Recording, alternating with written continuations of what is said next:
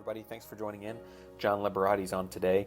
Investor from the Philadelphia area. He accumulated 150 units, 1,500 at one point under management, and he has a really, really cool story to tell everybody.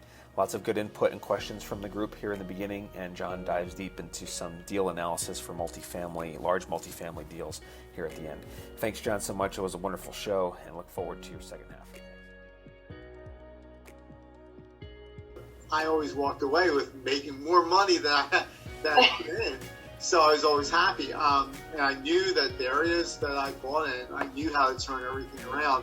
But I've never bought in areas that were serious declines. Welcome to the REI Partners Meetup. We're your hosts, Matt Morrow and Richard Clark. This is a place where knowledge is shared, friends collaborate, as we help each other to succeed in both our real estate and personal goals. We are a group of like-minded individuals from across the country who are here to help and support each other. Investors, realtors, entrepreneurs, and many others contribute to providing diverse and practical content for our events, especially our mentors who enjoy helping new and experienced investors in their journeys. Thanks for joining. We hope you enjoy the show and encourage you to bring others who may find value as we invest in our collective future.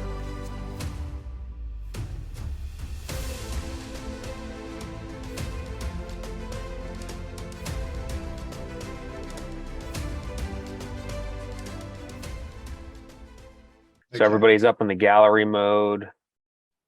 All right. So I have one question to kick it off here, John. Sure. Thanks for the presentation. That was awesome on analyzing the bigger deals. Can you give everyone a kind of a Reader's Digest version of how you got started and how you went from essentially not being a real estate investor to having 150 units under manage or ownership? And you said you managed over 1,500? Yes. Yeah, can you kind of tell everybody the backstory there? This is So in 1996, it was actually my sister and I who started the company. I actually owned a commercial maintenance supply company, and I was looking to get out of it. And both my sister and I, my sister owned another business. We were both planning on getting out of the businesses that we were in, and we were trying to look towards something that would grow and would I could earn money in multiple ways. So we end up, the first thing we bought was a duplex and a quad. No, it was a triplex and a duplex. And it was a quad. So they were the first two buildings we bought. Then we bought two houses. These were all in the Montgomery area of Pennsylvania. And then from there, we end up buying a 9 and a 12 unit, 15 unit, I think.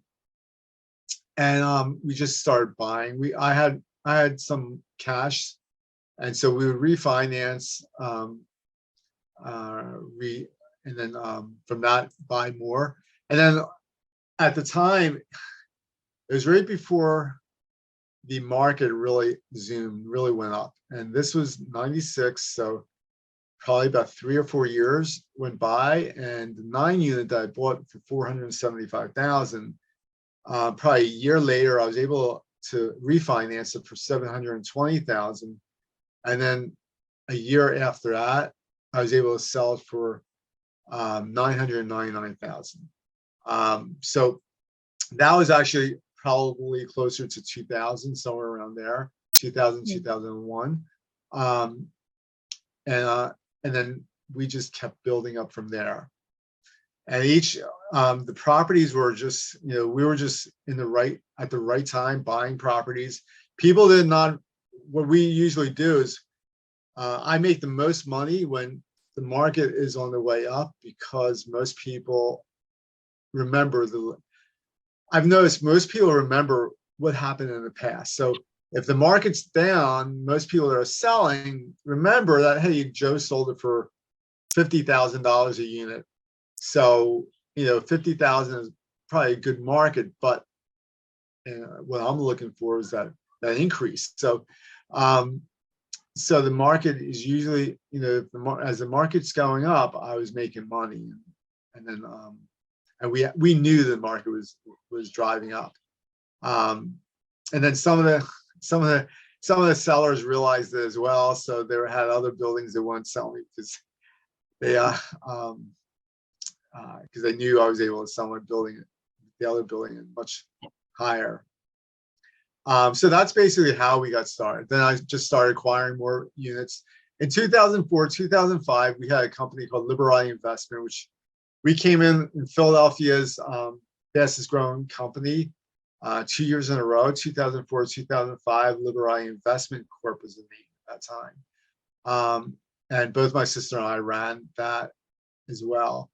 And then from there, I bought my sister out, and I just kept buying. And at that time, we were at about 1,500 units. We're not at that. My company is not at that right now. But at the time, we were at 1,500 units when we, the second year, I think that was 2005. 2004, I think we came in number 9 or number seven, as far as the top 100 companies, fastest growing companies in Philadelphia area. 2005, we came in number 9, and then from there I started selling off a lot of properties. So you're selling those properties just try to harvest the gain? We sold them. We went into 1031 exchanges. Okay. And then we so you exchanged for buy their property? Yeah, and then at that time, I mean, I ended up buying my sister out because she was in another direction. So after a while, I bought my sister out. So I owned everything. She was going in another direction. She now writes books and cooking books and stuff. So. Earn royalties. Yeah. John, did you use any leverage other than bank financing for this? Did you use private money or any type of investor cash? We do sometimes we do use private equity funds. We do get other investors involved sometimes. I prefer that if I can raise the capital. We do, but a lot of times I will refinance and buy up some other properties with that as well. Like whatever I have to do, if the deal is right, whatever I have to do, I'll do it. Even if I have to buy it and then find investors afterwards, because if I know I'm gonna make money off this deal, I'll do whatever I can to raise the capital. Even use credit cards if I have to, temporarily. Yeah. So sounds like you scale up pretty quickly, probably based on the appreciation in your property, so you can refinance, get the cash out. Exactly. Okay. From the appreciation, right now we're even though the interest rates are still increasing. I think the last one was 70 basis points. I think 70, 75. Yeah, they're planning on another. They're planning on like another 50 or another 70 basis points.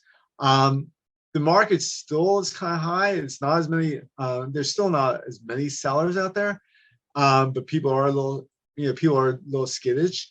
So I mean, we're still looking, and we've had realtors tell us about 5.5 cap rates to buy because they're telling us about that they're seeing lower cap rates too, but when we look, we do look to make sure that I want to put down 50% of the purchase of the property. I'm looking at 25%, maximum maybe 30% if I really have to, because I want to buy more properties. And at 50%, if I put down 50% of my of the cost of the property, I might as well put it into a fund somewhere, or even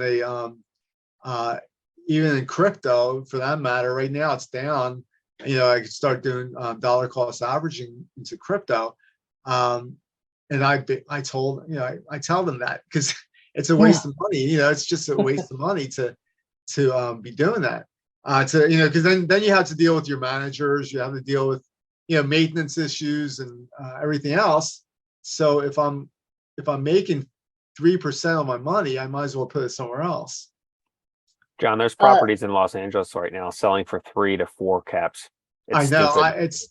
it's crazy. And people are buying them up because of lack of inventory. I can't wrap my head around it. I've never bought out in California because of the fact that you're actually buying strictly for appreciation.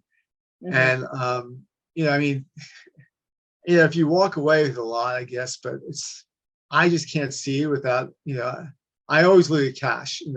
If cash is coming in, I'm making enough cash to keep this, but I don't want to take money out of my pocket to support a building, so people can, they have the luxury to rent off me, I guess. But So John, what is your recommendation now in the time now? You bought the property, is probably not going to appreciate as quickly as what you experienced. So what is the way, except like private money lender, to scale up? sure. Well, right now, I'm looking for a deal. I haven't found anything yet the last couple of months, but we are looking for more deals. And with us, like right now, I think the market's going to be turning because with the interest rates going up, the cap rates are going to be adjusted. And with the cap rates adjusting, you're going to find that the prices are going to be lower. And I do believe in the next year and a half, you're going to see much better cap rates. And that's not saying don't continue buying. You have to weed through a lot. It may take us like 60 properties, evaluating 60 properties to find one during a good time. Well, now it may take us 120 properties to find a deal that we know that, and it's also according to the area. So we're looking in various areas of the country right now, because certain areas could be on a downturn right now, and could be, or could be growing right now. So if we're looking in that area, we're looking for something that in an area that may be on an upswing, that is actually down, even though everywhere else may be up, but you have pockets. And that's what we usually target. We target where there's pockets that they're bringing in new jobs. They're maybe it isn't a downturn still. It's like still sort of low as far as pricing goes, but we know with everything else, and we're looking for something we can fix. So whether that be management problems or lower vacancies, I'm sorry, higher vacancies. We'll usually look at, in new areas, we'll usually look for a maximum of 85% occupancy. So if the occupancies, or should I say 15% vacancy, if the vacancies 15% or more, we'll look at that. And then once we get our footing in there, we understand the market even better. I'm willing to take a building and just rehab it. Can I ask you a question? When you see Sure. vacancy that low, would they concern you? I'm sorry? When you see vacancy that low, Well, would that be concerning to you? Maybe there are other reasons for that. it depends. I'm facing that. Sure. So I wanna... again, as a lawyer told me, it depends. It all depends on the area. So you have buildings that are being mismanaged, and a 15% vacancy rate could be a mismanagement from the operator. So what you have to do is you have to find out what is a typical vacancy in that area. If you're looking at an 85% occupied building, while the other ones are 93% occupied, and the area it's generally like 93%. You know that there's a 5% amount that you'd be able to get over and above, and you never want to pay on that performa. What I was telling you before, like the performance. So if that is the case, now you're buying the building at the income of 85%. So now you're looking at possibly 5% growth on your income there as well. And so that's something that you want to take as well, take into account. What website do you use for checking out the average I'm vacancy sorry? rate? What website do you use to check out the average vacancy rate for that area? You can actually if you call like even the Chamber of Commerce in that area can tell you, but you can also check out Marcus and Millichap. They have actually these reports that will actually tell you what what the occupancy rates are for certain areas. Now, they generally they'll tell you by major metropolitan areas, but it'll give you at least a general idea, and then you can check in. Then you could also check out other sites, looking at pulling up different apartments in that area and start making phone calls to them too. And just there are ways to say things to them to find out how many units that are available for rent. You can always call them up and say, hey, look, I'm looking for one bedroom apartments. Do you have anything available? And then they may say, oh yeah, we have 2 over here now, or 3, or whatever. Okay. And so that's a way you could do market research on that as well. But sometimes the Chamber of Commerce may have that as well for you. And so we've called them before too. And they may be able to help you out. Yeah, because go ahead. John, you said something earlier, it really caught my attention. I think it's important to mention. One of the things I see, especially in the last year to 18 months with investors, especially new investors getting involved, is buying on pro forma, or what the property could do. It doesn't matter. It matters what the property is doing, especially to an appraiser. When you're buying this, unless you're buying it cash, you're going to change things over. You need to buy properties based on what they're actually doing. And one of the things that real estate agents and some of us our colleagues are not doing anyone any justice by inflating these numbers.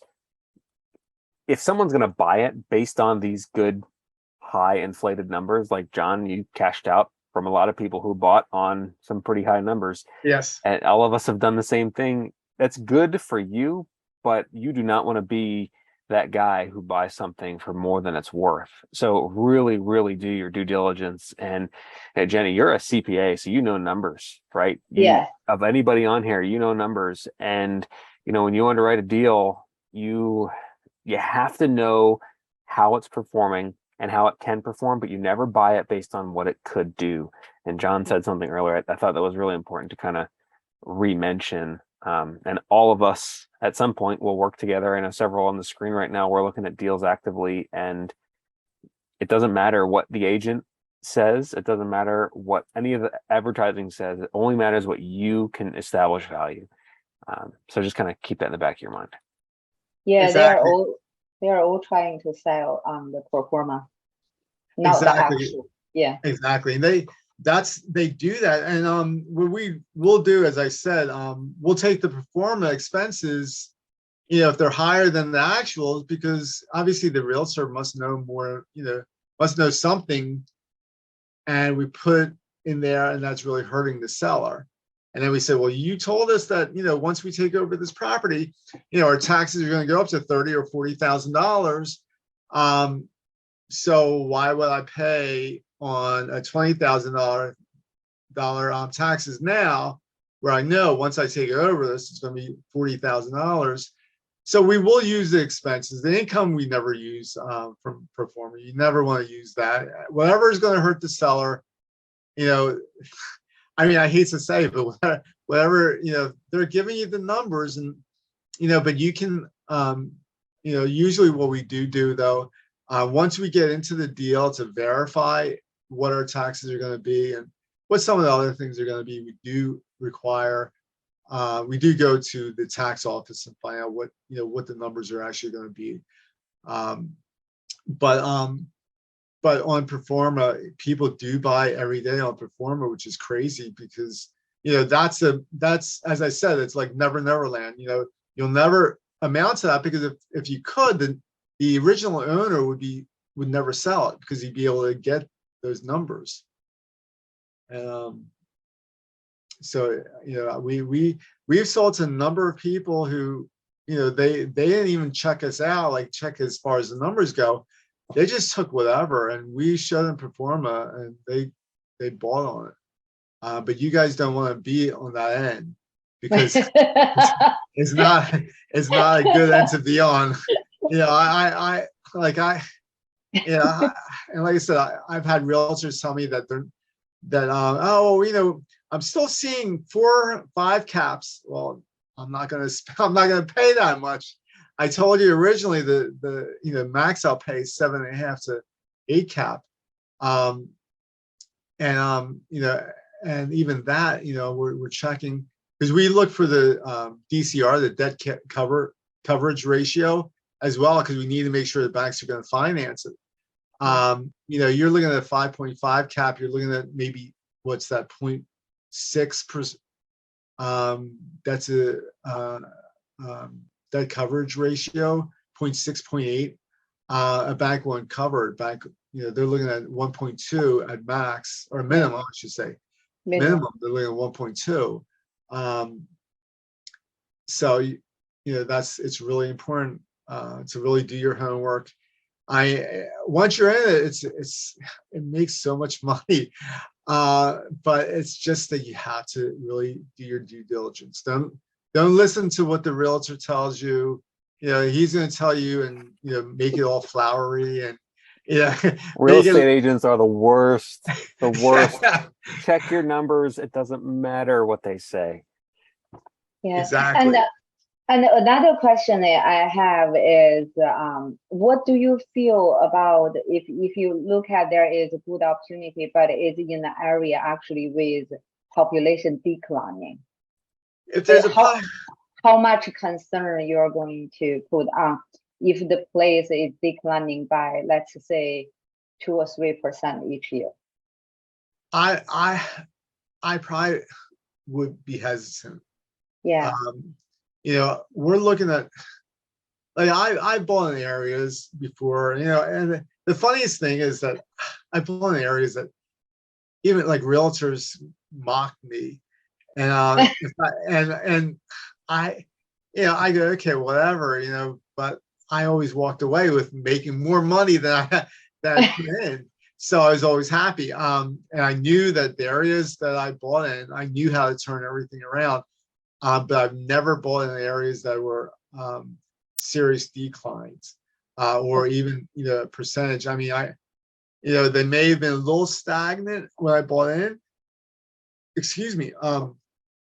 But there was always something going on with it, and it's growing a little bit. If the property actually being managed bad, there is a pretty big value added opportunity. Would you go in, fix it, and sell it in the market today? In the market today, if it was really managed really poorly, yeah, in a declining area, or in the declining area. Again, it would depend. It would depend on the area and depend on what is needed, depending on the what kind of like the vacancy rates in that area, what the how much is fully occupied because how low they are charging, and the previous owner is out of state. It just doesn't care, just keep charging the same rate. If you get it for the lowest possible price you can, it's possible. It would be possible. But it's risky, right? It would be a little riskier. You got to research the area. Research. You can actually call them and get the planning. They actually have I'm not sure if they have it on websites now, but they actually have planning books. I know when we would buy them for certain areas. I think they may have some of them online now that'll actually tell you what they plan on doing. So if there's new roads coming in, what's going, and if they're planning you're talking new about parks growth plan, okay, or or something like that. It'll tell you how the growth rate's going to be. Then you have to also research what new businesses are possibly going in there. If they're bringing in new businesses, that's also showing that in the future it would grow. So if that's the case, and you're running a lower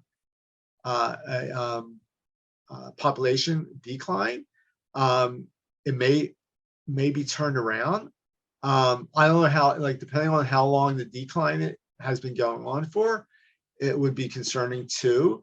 I mean, if it's a decline that's been going on for 10, 20 years, they're probably going to continue declining for a while, unless something happens in that area it's all like the politics. We've been in areas that it was growing, then it started decline, and then it went up again, because politically they weren't offering anything for new businesses to come in to the area, and then it just started exploding again. So we have been in those areas too, where it took it was almost like every 4 or 5 years there'd be a decline and an increase. Do you feel huge hit in the process? Do you feel huge hit regarding the income and stuff like that when it's actually in the down period? I'm sorry, still I'm having trouble hearing you. You are saying in that period, sometimes the population grows, sometimes it's declining. Do you feel huge difference in your operation, like income-wise and vacancy-wise? Sometimes. I mean, there's one time I got my wife this birthday present. It was a really expensive birthday present, and all of a sudden we got hit with I think it was like 40% vacancy. I was sweating bullets. I was just so nervous. 40% vacancy. I took my wife's present back. I said, I don't know what's going to happen. I said, I don't know what's going on. This has to, and within 2 months or so, we got it back to operational. So that stuff like that does happen. Did you find out why sudden big drop? It was actually our mistake. We screwed up. The qualifications we eased up on. That's one thing. Like, once you have certain qualifications, even if you're having trouble finding the right tenants, you need to stick with your qualifications, because that it always bites you in the butt every time. If you do something, and we have people that'll tell us, but you gotta give me a chance. I've really changed. It never works out. We got to the point that we don't even bother with the tenants until they actually sign the lease anymore. Like, what they do is they do everything electronically. I have someone text them, and then they fill out a qualification form. It tells them if they pass or not. Then if they pass, we text them again. We have special lock boxes that they use that are time sensitive, so they're electronic lock boxes, and so we'll give them a half an hour. They send us their ID, their picture ID. We send them out a code. We tell them, listen, you have between this time and that time, and then if you like it, let us text us back, let us know.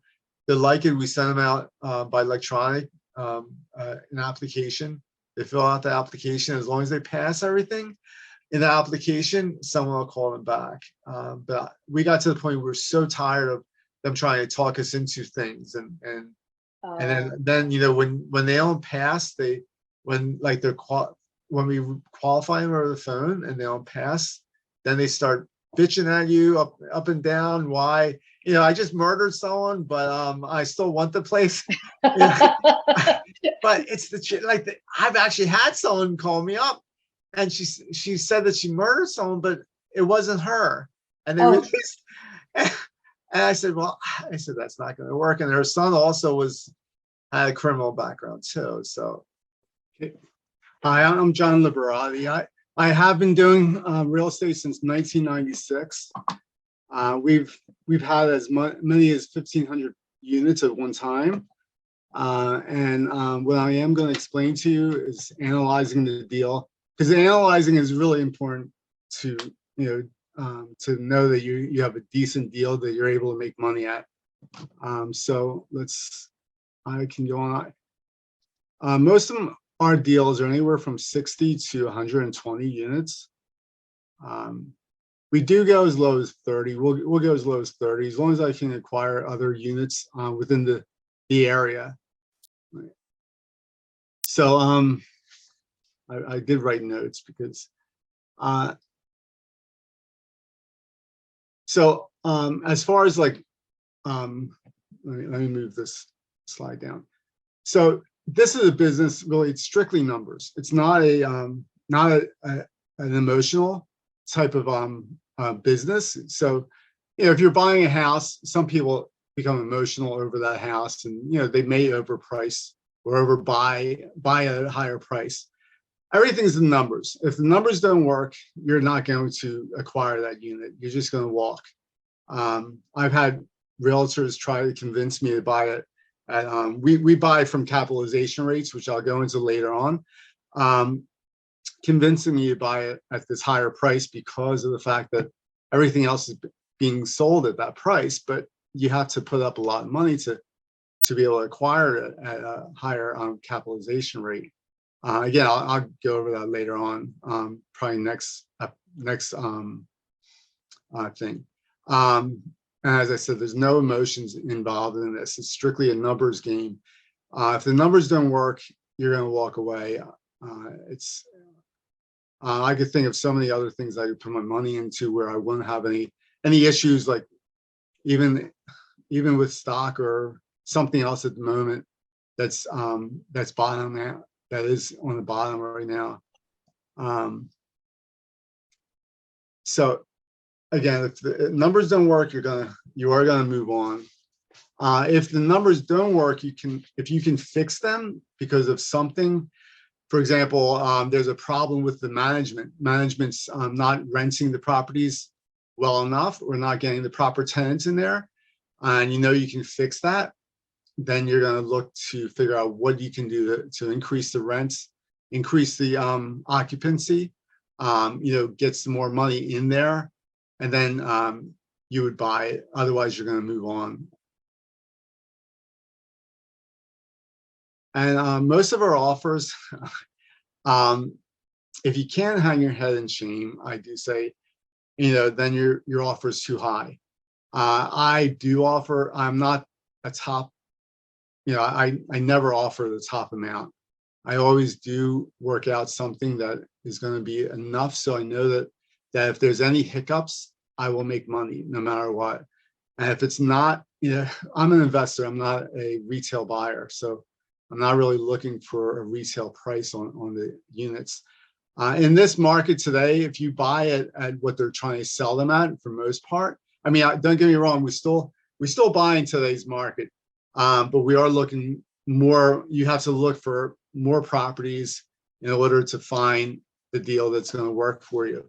But the offers, what they're offering them at now, it's ridiculous. The prices for some of them. You'll lose money at let's see, what's this? I'm trying to see this one. So, and what's the seller?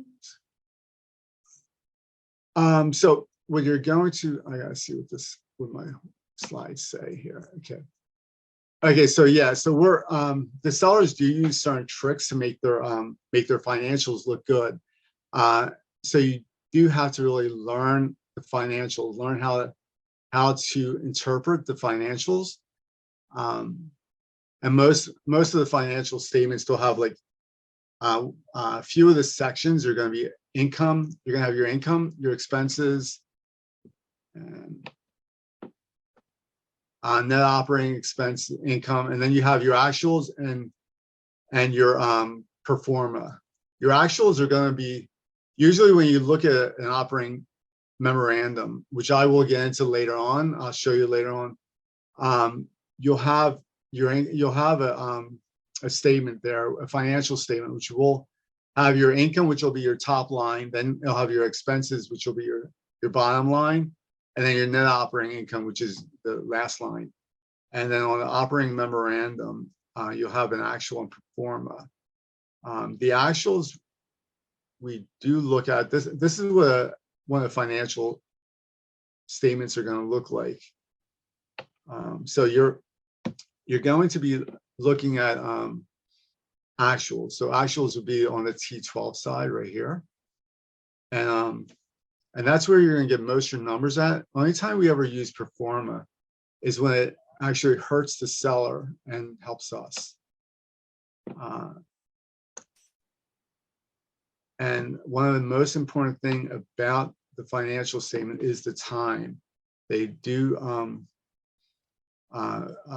they try to, the agents do try to fool you on the time, because you have to know what the, what if it's this year, you need to know it's you have to have a T12 up until the most recent, so that way you can actually look at the financials and figure out, you know, where the ups and downs are, and if they do put certain things in there that that you will notice that it I'm sorry, that it in the financials that you'll see like a higher amount 1 month than a smaller amount another month, and there has to be a reason why it's why that is.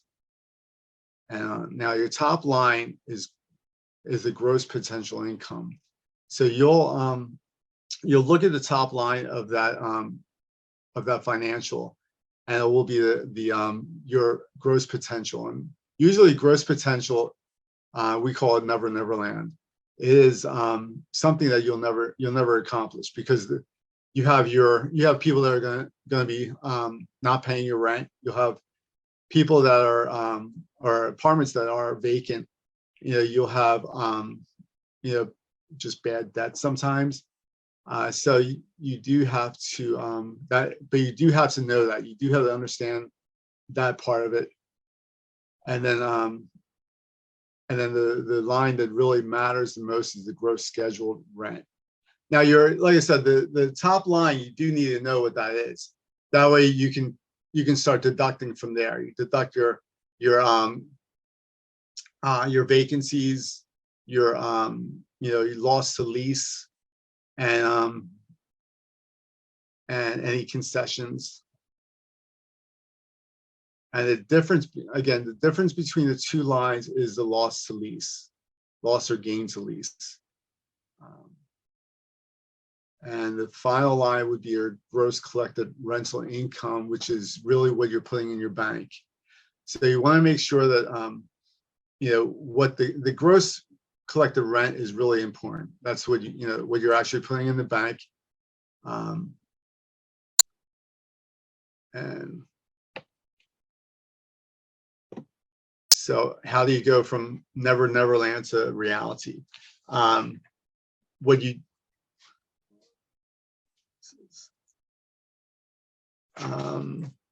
So what you're going to do with, as far as this, you're going to find income reducers.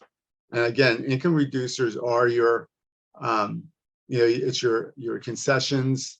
Your concessions are usually something that someone gives to the tenant for renting off you. If you find a larger concession being given, which could be, you know, 3 months rent, could be even TVs people have given, or other inducers to induce them to rent off you. Usually, when you see a large number, that means there's a problem on that in that building. So that's something that usually, if you can fix that, that means that they're having trouble getting renters in. If you can fix that, that is something that you can work to take off. I don't like giving concessions. I'd rather lower the rent a little bit than giving concessions. And then part of the reduction is vacancies.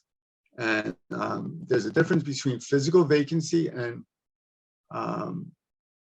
economic vacancy. If I'm going too fast for you guys, just let me know. Physical vacancy is basically no heads in beds. So we have an issue with getting tenants in there, and you're going to have a physical vacancy at that point. So we usually allow for a certain percentage when we do the underwriting. We'll look at it and we'll figure out a certain percentage that would be good. So, and then you have your economic vacancy. Economic vacancies is usually when we don't have hands in the wallets. You will have that when you're going through evictions. So if you're going through evictions with tenants, you're going to have a vacancy there, basically, which would be considered economic vacancy. And then you have your concessions, which are reduction in rent. There's one other thing I did not mention is sometimes landlords or property owners will give a rent-free apartment or a reduction in rent to the property manager, and that will be considered a reduction as well. So you would also use that as a reduction if they do. So then you have other income. There are various other incomes. There are good incomes and there are bad incomes. Bad income I will get into later on after this, but good income, you have your laundry room, which is that is always a good income. That one comes in like clockwork. Everyone needs to clean their clothes. So that one's usually always a great income.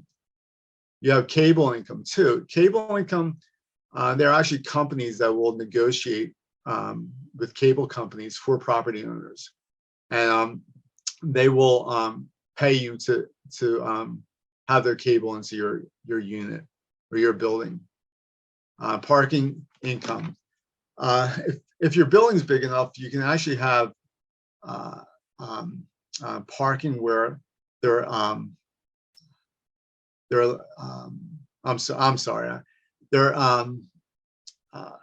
enclosed parking.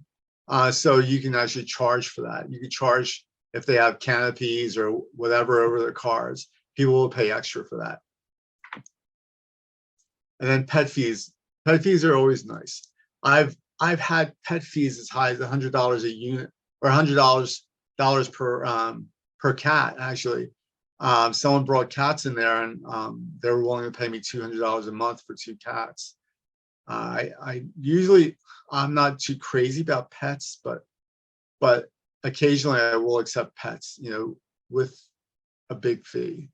And they were paying it every month. They were paying me $200 a month for 2 cats. And then month-to-month fee also is nice too. Sometimes tenants, I will never offer a month-to-month lease to anyone. If a tenant is on a year lease and they decide they're going to buy a house or they're planning on moving, and they come to us, well, we don't have a place yet, but can I do something with month-to-month? And we'll usually month-to-month there's a premium, so we charge $100 a month for it. And with that, we've had tenants stay 12 to 14 months paying us $100 extra. And then at that point they do eventually move out, but they all usually they'll want to buy a house or something like that. And it sometimes doesn't always work out for them. So they'll be paying us for a few months more than they thought. John, can I ask a question? Sure. When you're doing month to month, like I have one tenant that wants to buy a house. I put him on a month to month, but he still owes me like a a 60 or 90-day notice to get out of that lease. It's not that much different than a conventional lease, but when you do month to month, do you have extended like 2 or 3 month notice, or do you barely let them out on a month's notice? No, our lease is usually 60 days. And so regardless if they go on month to month or not, they're, even though it's a month to month, there's still a notice requirement of at least 60 days. If some people, if they really negotiate it down and they want 30 days, maybe I'll work on them with that. But usually it's 60 days I require. Yeah, and I think on mine, it's month to month, but they're not allowed to leave November, December, January, or February. That's actually that's definitely a good thing to do, because that's like the worst time to rent. I mean, usually for us, the times that we've had that were the best times of the year for renting, usually after a Super Bowl, we started getting a lot of hits. And up until like May, June-ish, then it starts picking up again, like end of August, September-ish. And up until maybe middle of November, then it starts slowing down again, especially as we get into the holiday season. So that is a good idea, though.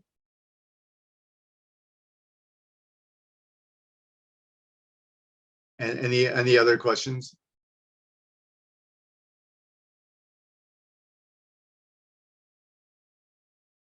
So, and then as far as bad incomes go, if the income disappears the following month because a tenant performs under the terms of the lease, then we consider it bad income, and that's because you'll have things like non-sufficient funds. They'll put that in their operating statement or the financials as income, and they'll expect you to include that, and that's not, you don't want to include non-sufficient funds because you're not planning on getting that, and that may or may not happen. And then they even have application fees. Application fees should actually be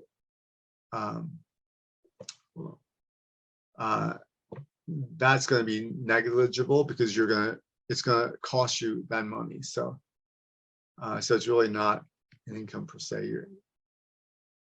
Let me move this. Bad debt collection. You may or may not collect that, but that's considered to be bad income as well. And late fees. A lot of times you'll find on these operating statements or financials, you'll find late fees. They'll put late fees down. A lot of times they'll make it like it's a great offer. But late fees, you're not planning on collecting that.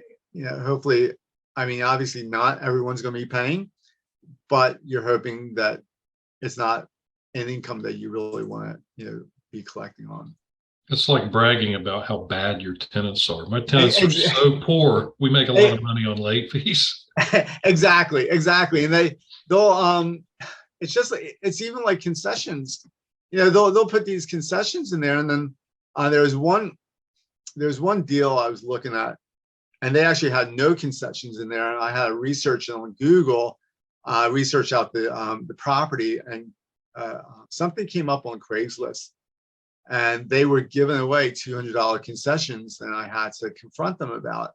But sometimes that was but sometimes they will brag about the concessions too, showing you these huge numbers for concession fees, and it's like for concession income, and that's not a great way, because it shows that something's not working right in their for their company.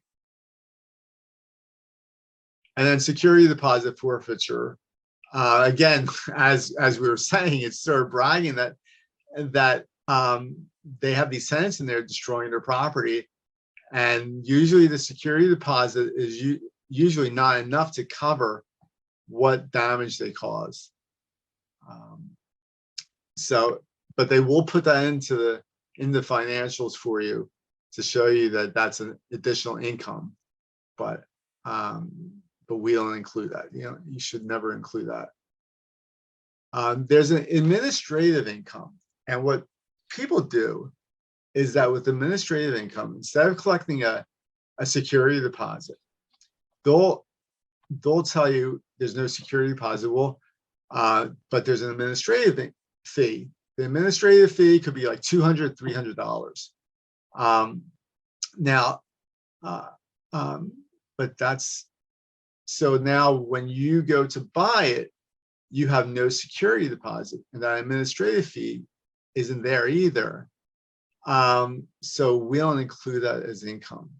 That's not, you're losing that security deposit. And one thing we do when we do see that, we do require them to give us a security deposit equal to that. Otherwise, it's very sketchy. So, but some people do put administrative income. And again, I would not include that as good income. And some of the rule of thumbs for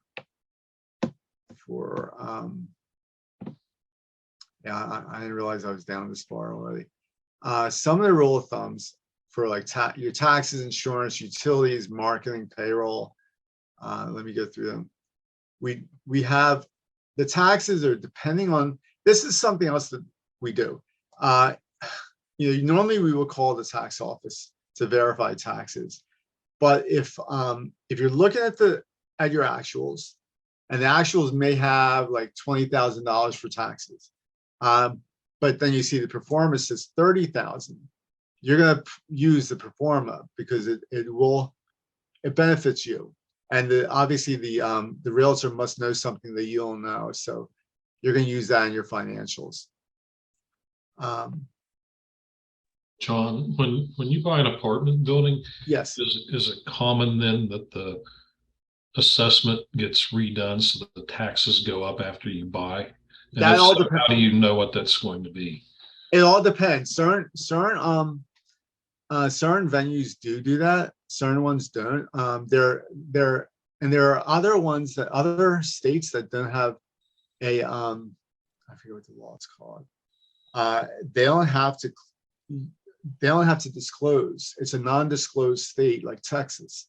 Texas is a non-disclosed state. So when you buy a property, you do not have to report it to the tax assessors. But once the realtor markets that he sold this property for, $5 million, and the guy, they knew that previous owner had bought it for $2 million, the tax man's going to come after you for additional money. Your taxes are going to go up. And like I said, certain states, it doesn't necessarily have to happen like that. It's not.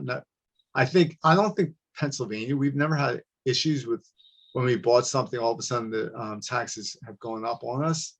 They go up every year, but I've never had it where it's been reassessed. We've had them reassessed so that we get lower taxes, but I've never had them actually go up dramatically on us. When you're doing your numbers and you're projecting 5 or 10 years out, what percentage increase do you estimate for taxes every year to go up? We usually do about 3 to 4. We're looking at I'm a conservative. I'm conservative when I'm doing my financials. So I look at everything. So I'm going to look at worst case scenario and best case scenario, just so I get a feel. So in worst case scenario, what am I going to make if if the taxes were to go up, 4% a year compared to 3%. But that'll give me at least an idea of what I'm looking at. We do, but I always do an adjustment there to make sure that we're able to make it profitable for us. And similar numbers on insurance or utilities. The insurance is usually, we do go 270. We usually look at 275 a year on insurance, and we will adjust that per year about 3%. So most of our increases are going to be around 3%. Our increases in rent can fluctuate depending on the area. We always increase our rents. So the rents could be there. We usually, when we increase our rents are usually just nuisance increases, which we're not going to lose them, but we're also adding much more to our bottom line. Once we start really doing that on a consistent basis, because when we first started, we really weren't doing that. And once we started doing it, it was like opening the floodgates. We just started making a lot more money, and every year the money just kept coming in more and more. So like with that, with income, we usually will just do nuisance adjustments. It depends on the area. It could be $20, could be $50. It all depends on what the if it's an A class, if it's a C class area. And C classes we're usually at $20-$30 increases on rent. But that's on a rent of what per month? The rent for an apartment unit. Yeah, but are you renting apartments for, like, if you're renting an apartment for $1,000 a month and another one in a nicer place for $2,000 a month, are you doubling the increase on the $2,000 per month apartment? That is all it's all depending on again, that's all it's like a lawyer would say, it all depends. It all depends on the area, and it all depends on what our research tells us that what they can handle and what the rents are going up. If the rents are going up, if the rents are staying stagnant, we may look at that, and we may hold off for a little bit on rent increases as well. So we're finding that we're renting an apartment for $1,000, but now on average they're going for about $900, and they're that's something that we all would have to look at and see if that would make sense to increase it and how much the increase would be. It's usually easier if it's a nuisance increase because people don't want to have to move for most part. But if you're running a $1,000 unit, you're probably looking at somewhere between $25 and $50 increase per year. It could be a little bit more. Again, it depends on the area, depends on the property, depends on who your tenant base is. And we've that all depends on that. John, you bring up a few really good points that I think is worth kind of hammering home to the group here, because we have people from all different experience levels on the call.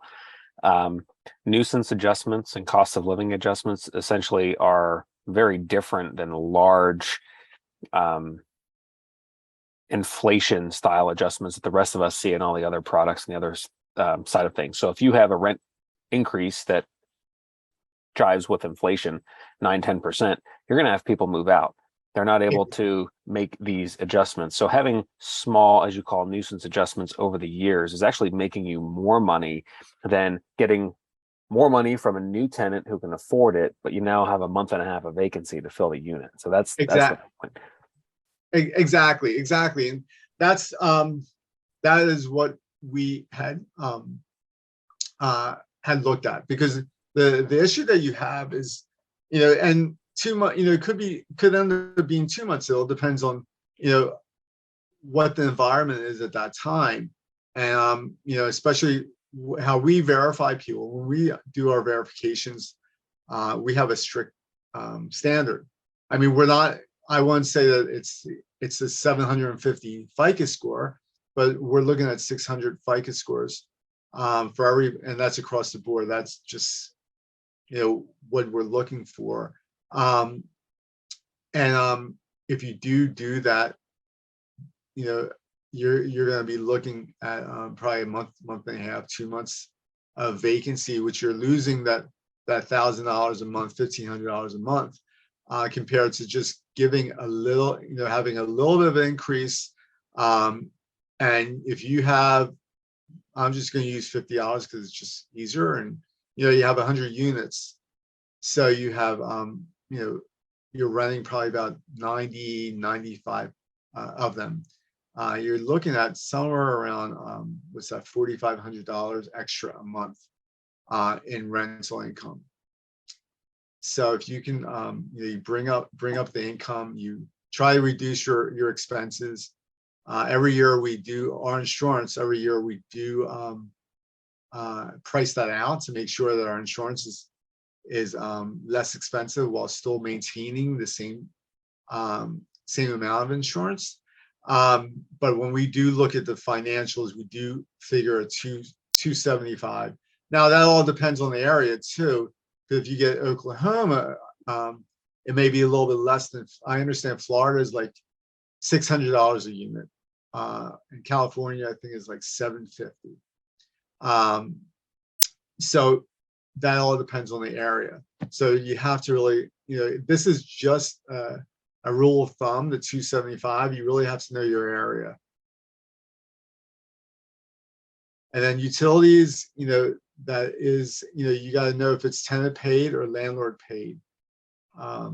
Obviously, if it's landlord paid, your expenses are going to be much higher. We usually look at 50 to 55% of expenses. Expenses are usually 50 to 55% of the rent, of the income coming in. And then your marketing is usually anywhere from $25 to $100 a unit. It all depends. If you have a unit that is vacant, has a lot of vacancies, you're probably going to be looking at somewhere around $100 a unit. You have one that's really running really well, that's maybe is sitting at 95, 98% vacancy occupancy. You're probably looking at $25 a month. Your payroll is going to be around $1,200 per unit per year. And if I'm running, if I have about 150 units, I'm probably looking at twice that amount, because I'll probably have 2 people in there. Your repairs and maintenance are usually around $200 to $700 a year per unit. And again, it all depends on the quality of property you're buying. If you're buying a C or an A property, you're probably looking somewhere closer to 200, if not less. And a C property, you're looking at somewhere around 500 to 700. And let's see, if I don't know. Again, I know some people are new, so you have in an apartment building or real estate in general, you have A, B, C, and D properties, and also A, B, and C, D areas. Your A areas are going to be your top of your line, new development. They have everything imaginable in there. Your C units are going to be working class people for most part. They're going to be older units. They're going to be 70s, 80 construction. And most people that are going to be living there are going to be working class. And your general administration would be your paper, your printer, ink, and coffee and other amenities for the office. Usually, depending on how many people you have, if you have one person there, or less, maybe $50.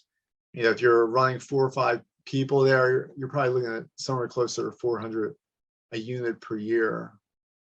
These are all what we've ran into. So it could be different for most people, but this is what we normally figure out.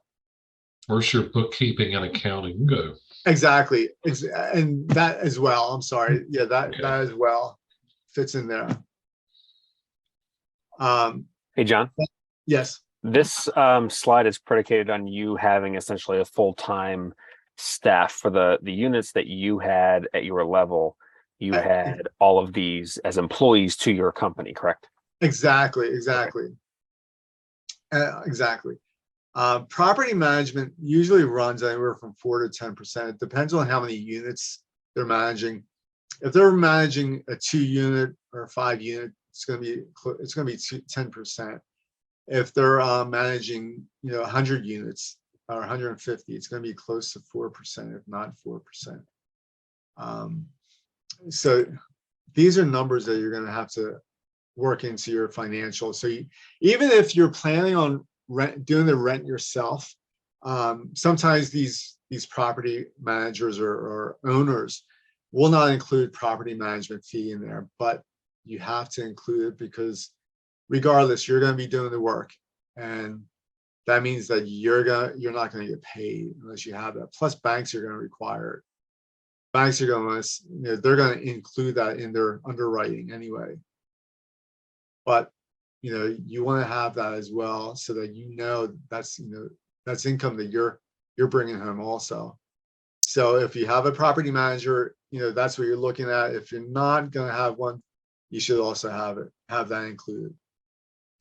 And then contract services, that does vary, that is variable, so it can change, and it can it all depends on how much snow they have, how much grass needs to be cut.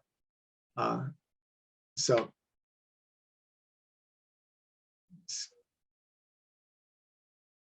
for example, like looking at this, I put this on here because I wanted to show you. Looking at this, I'm looking at this one property. I see that there's a pretty decent driveway, and this is the let's see, so this would be the property.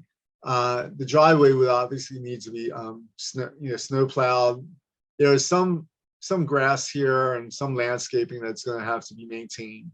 So there are items that we would have to take care of, and this is what we normally do. We'll take a look at this, at the property, at the overhead photos that most realtors do send to us, and we'll take a look at that and just verify what type of ground they have, and if there's a lot of roof space, and what other kind of contract services they may need.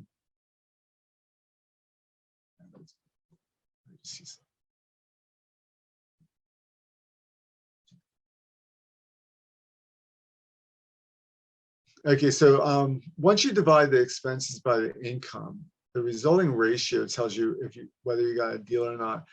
So what you're looking at capitalization rates. So what the area is, like what their cap rate is in that area, by researching it out. Now, and if it's within reason of what what they have there, what's in that area, it's something that you can look in further. We like to see somewhere between $80 and $100 a unit of income, of positive income. So we do look at the cap rates, but we are going to also have a result from what we're looking to accomplish income-wise. And this is what I was telling you. The Class A, rule of thumbs for ratios for expenses to income ratio. For Class A, you're looking at about 35 to 45% expense ratio to their income. Because usually what happens with Class A, you can usually get them to pay for all utilities. We had a property that we actually did a ratio billing system, and they pay for everything, including water, sewer, and trash, and oil. Even though the oil was hooked up to all the units, we figured out square footage, and instead of splitting it up, we just did it that way. And people, we would just send them a bill every month, and people would pay it. A quick question. Sure. So my property management team seems that they suggest to do the ratio collection on the utilities. Is there rules around it? And I read some article online talking about there might be a risk to it if the renter opposed to it. Is that true? What we normally do is we normally have them sign a paper stating what their ratio is and what they're required to pay to us. So they're signing off on a contract to us, because like normally what I would do is I have a form, because my lease, they considered, I've had people tell me that it's like getting a mortgage, because I have I have so, because I've gone through so many issues, so now I even spell out everything. I even spell out things that you would never think that you need to tell somebody, because they come up with all kinds of things. Oh, well, I didn't know that. Okay, well, now you do. So so what we end up doing was we would have them sign a form saying that the percentage is required. Now, I'm not sure where are you calling from? Oh, I live in Virginia, McLean, Virginia. Okay, but I buy property in Pennsylvania now. You do, okay, because like Virginia, obviously the law would be different. Yeah. Pennsylvania, we've never had any issues with it. Okay. I can't guarantee you that some judge wouldn't rule against it, because what happens is that a lot of these judges, they're not really they're not really lawyers, most of them. So a lot of them do judge, at least in Pennsylvania, they're not required to have a law degree, which I just think that's surprising to me. It's crazy. I actually just found this out a few years ago, and I was wondering why they would be making decisions upon their thought, like not their thought process, their feelings. So we've had we've had judgments that we didn't think were appropriate and was not correct for the by the law.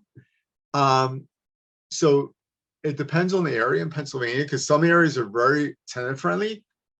We sold out most of our units from that area, but like I've never had any problems with that, with having that form. Now, you like I said, it depends on the judges. Now, if you read something, I haven't seen anything like that yet. Okay. And I guess it's just like how you see it is fair, because everybody might use a different portion. Some use heavily, some use light.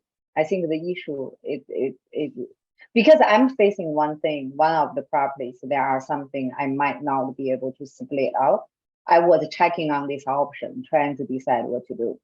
So do you mind to share your lease agreement stuff with us? I mean, if it's okay. If not okay, that's cool.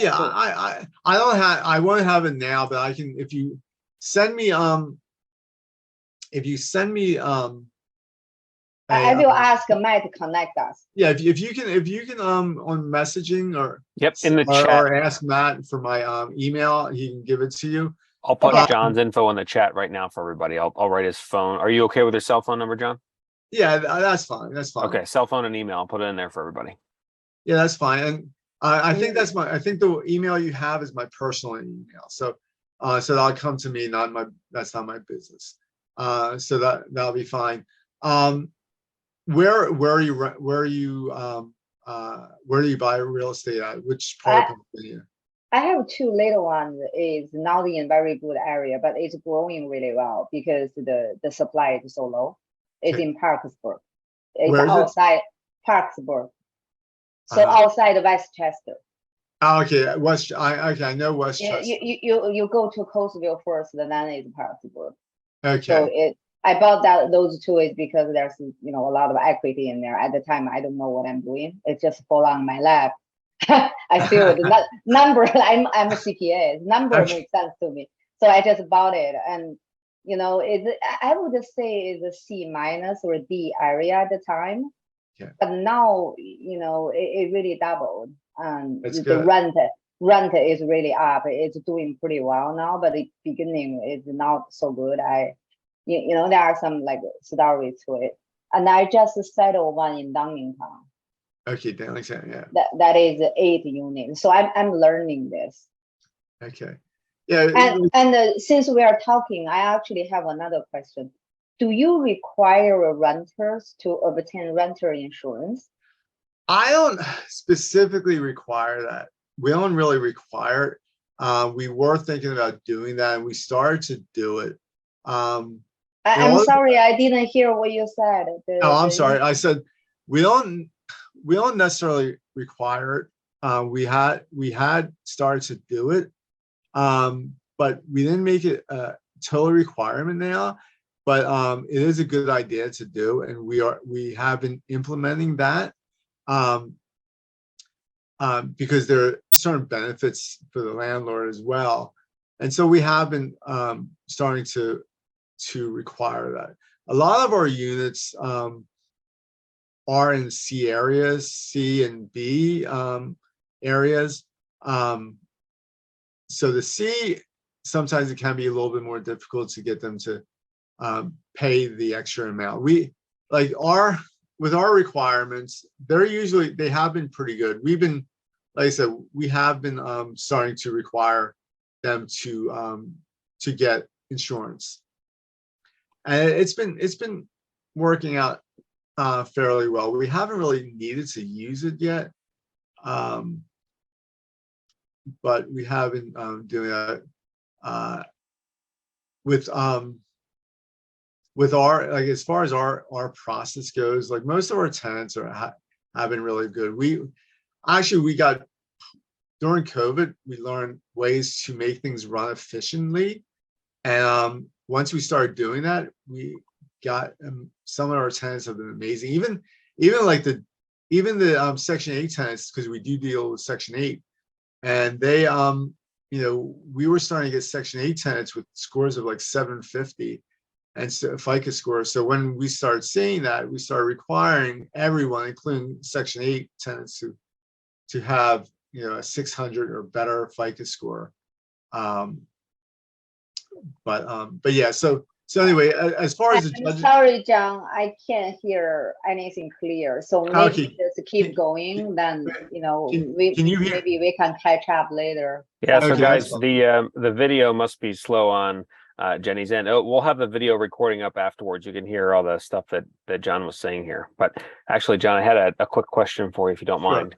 Sure. Are you kind of close to the end of the slideshow? I know we had some people with some specific questions towards your scaling. Yeah. We can end it here, actually, because I didn't realize that I was that far ahead, because I actually didn't make any notes down this far. So okay. So let's pause with the slideshow here, and then if you want to unshare your screen, we'll put the gallery up with everybody on, and we can start firing some questions your way.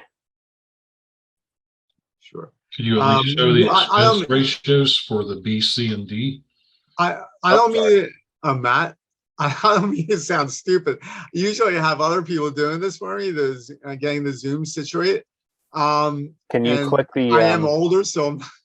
Can you click through the enter button to show the expense ratios for the rest of the screen? Oh, sure. Thanks. Brian, here you go. Hold on. Now, hold on. Hold on for a second. There you go. And D is usually non-cap rate. Yeah, so D is usually non-cap. You have a C that's approximately 55 to 60%.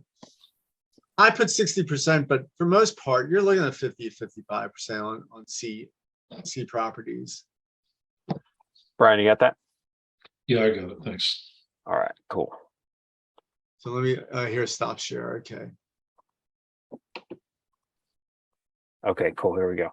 Can you give just a few minute or a few second, whatever you think, blurb to the guys who are just getting started? You started from nothing.